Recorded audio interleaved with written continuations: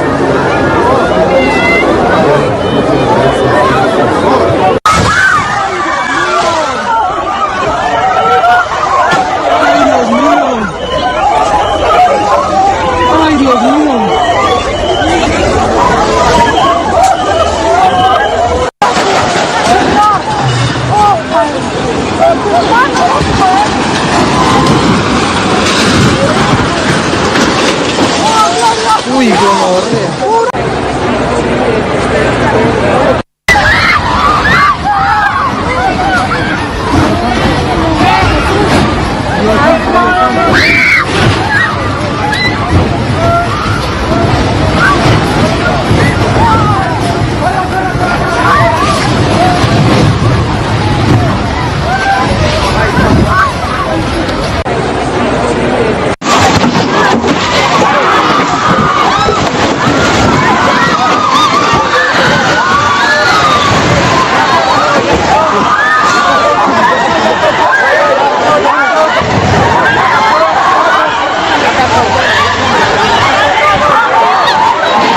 Está temblando fuerte.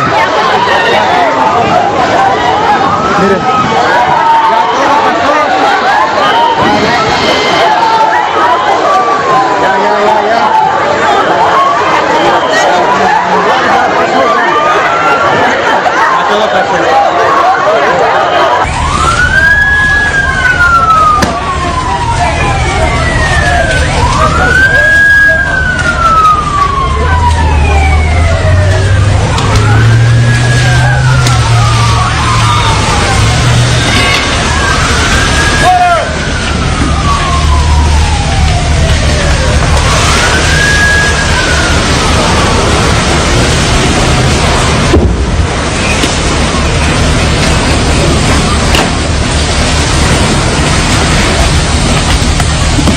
Puta, cayó la torre, marica.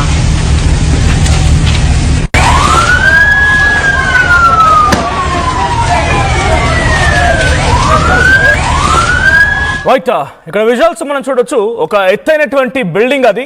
ఆ building ఒకసారిగా ఎలా కుప్పకూలిపోతోంది, వణికిపోతుందో విజువల్స్ మనం చూడొచ్చు. ఒకసారిగా ఈ షేక్స్ కారణంగా అంటే ఎర్త్క్వేక్స్ కారణంగా భూమిలో ఆ ప్రకంపనల కారణంగా ఆ బిల్డింగ్ మొత్తం ఒకసారి కుప్పకూలిపోయింది.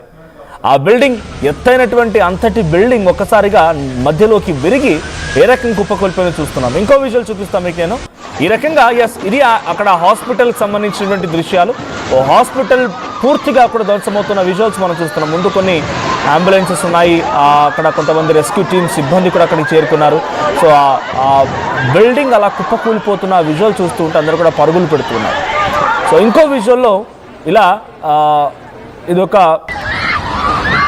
మతపరమైనటువంటి ఒక చర్చ్ మాదిరిగా ఉంది. రైట్ ఆ చర్చ్ కూలిపోతున్న విజువల్స్ కూడా మనం చూడవచ్చు. ఎత్తైనటువంటి ఆ బిల్డింగ్ మొత్తం కూడా మధ్యలోకి క్రాక్స్ ఇచ్చి ఒక్క సైడ్గా నేల కొరుగుతాం. కొన్ని వేలాది బిల్డింగ్స్ ఈ రకంగా కుప్పకూలిపోయాయి. కంప్లీట్గా అన్నీ కూడా నేలమట్టం అయిపోయాయి. అన్నీ కూడా ఒకసారిగా ధ్వంసమైన దృశ్యాలు మనం చూస్తున్నాం.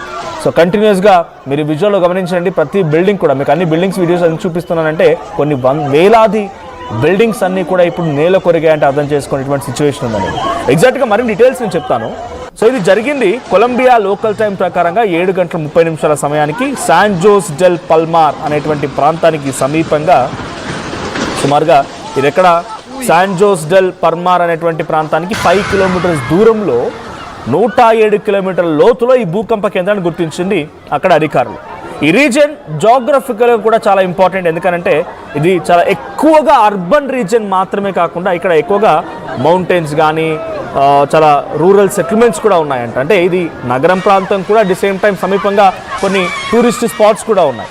సో ఎర్త్క్వేక్ మ్యాగ్నిట్యూడ్ వచ్చేసి 7.4. ఇది భయంకరమైనటువంటి సెస్మిక్ ఈవెంట్గా చూస్తోంది అక్కడ గవర్నమెంట్. సో సాధారణంగా వైబ్రేషన్స్ వస్తూ ఉంటాయి, కానీ ఇక్కడ వచ్చిన వైబ్రేషన్స్ తీవ్రత చాలా ఎక్కువ స్థాయిలో ఉందనేది అధికారులు చెప్తున్నారు. సో భారీ ఎత్తున బిల్డింగ్స్ కుప్పకూలిపోవడాలు, హాస్పిటల్స్ కుప్పకూలిపోవడాలు, బిల్డింగ్స్ అన్నీ కూడా పూర్తిగా డ్యామేజ్ అవ్వడాలు, పబ్లిక్ ఆ బిల్డింగ్స్ కింద శిథిలాల కింద చాలా మంది చిక్కుని ఉన్నారు. ఇంకా ఇప్పుడు అఫీషియల్గా చెప్తుంది అక్కడ గవర్నమెంట్ అనౌన్స్ చేసినటువంటి 132 మాత్రమే మరణాల సంఖ్య అనేది. మరణాల సంఖ్య మరింతగా పెరిగే అవకాశం కూడా ఉంది. సో ఇప్పటివరకు 500 మందికి పైగా ఇంజ్యూర్డ్ని, ఆల్రెడీ గాయపడ్డ వారిని ఆసుపత్రిలో చికిత్స నిమిత్తం తరలించినట్టు తెలుస్తోంది. సో అఫీషియల్గా 132 మంది మరణించినట్టుగా అక్కడి కమ్యూనికేషన్ డిపార్ట్మెంట్ అనౌన్స్ చేసింది.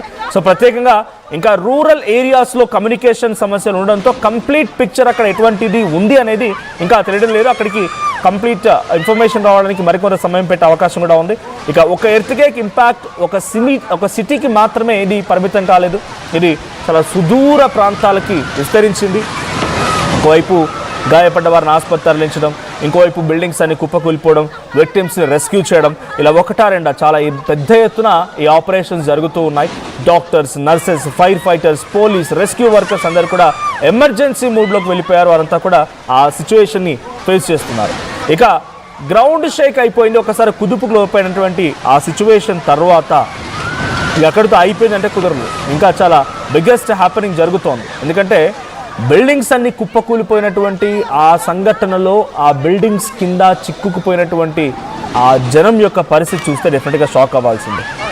సో కొలంబియాలో ఇప్పుడు దారుణమైనటువంటి పరిస్థితి నెలకొంది. లోకల్ రెసిడెంట్స్ కూడా, అంటే అక్కడ చుట్టుపక్కల పరిసర ప్రాంతాలటువంటి జనం కూడా రెస్క్యూ ఆపరేషన్లో పార్టిసిపేట్ చేస్తున్నారు.